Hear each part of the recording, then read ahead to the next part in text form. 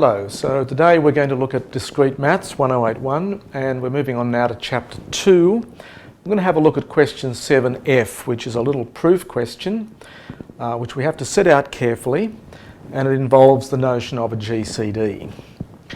So before we look at the actual problem, I want to remind you of this very important fact called Bezout's lemma.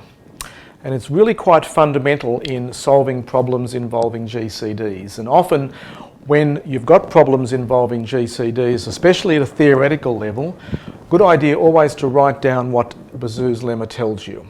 So it says that if you've got the GCD of two numbers a and b, two positive integers a and b, if that's d, then the result says that you can write d as an integer linear combination of the numbers you start with.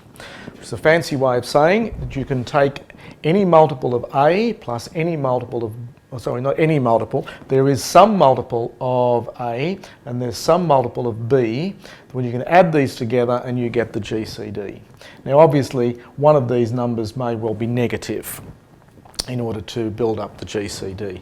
That's a very important fact, and so when I'm dealing with theoretical problems I'm going to use Bezout's lemma.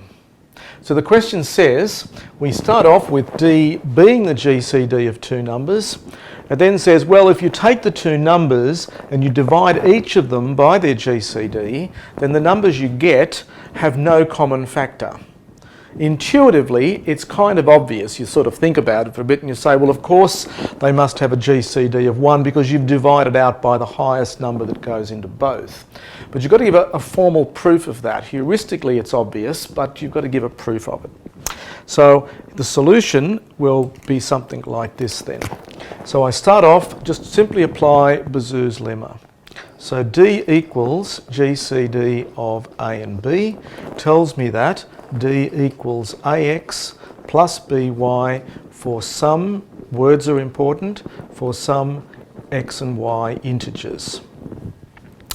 Now you keep your eye again on where you're going to. You want to talk about a over d. So this also means here that d divides a and d divides b because it's the biggest common divisor of these two. So in this equation here, if I divide everything by d very carefully, write it like this, b over dy, then these two numbers at the bottom here, this a over d and b over d, these are integers, these are whole numbers. They look like they're fractions, but in fact the d cancels into the a and the d cancels into the b. So then if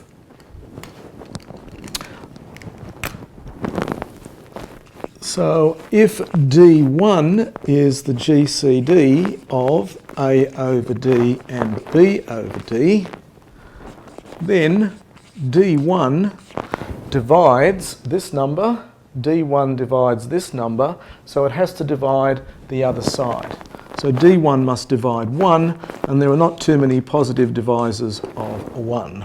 And so the answer is 1.